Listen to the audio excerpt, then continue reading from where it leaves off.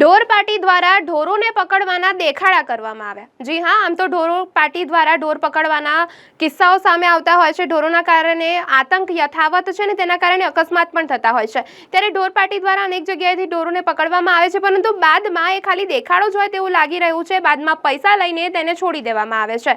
વડોદરા શહેરથી જે કિસ્સો સામે આવ્યો છે, ફતેપુરા લાલ અખાડા પાસે જે કહી શકાય કે ઢોરોને પકડવામાં આવ્યા અને બાદમાં પૈસા લઈને તમામને છોડી દેવામાં આવ્યા છે।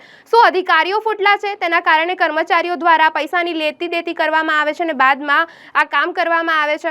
શું સરકારને જાણ છે કે તેમના દ્વારા તો આદેશ આપી દેવામાં આવે છે કે ઢોર પાર્ટીને ઢોર પકડી લેવા, જેના કારણે અકસ્માતો સર્જાય છે, પરંતુ બાદમાં પૈસાની લેવડ દેવડ કરીને જે આ કર્મચારીઓ ઢોરને છોડી દેતા હોય છે, આ કેટલા અંશે યોગ્ય છે? શું સરકારને ખબર છે કે તેમના દ્વારા જાહેર કરી દેવામાં આવે છે, આદેશ આપી દેવામાં આવે છે, પરંતુ તેમના આદેશનું સાચું પાલન થઈ રહ્યું છે કે નહીં? તમારા મતે શું આ યોગ્ય છે? કોમેન્ટમાં જરૂરથી જણાવો।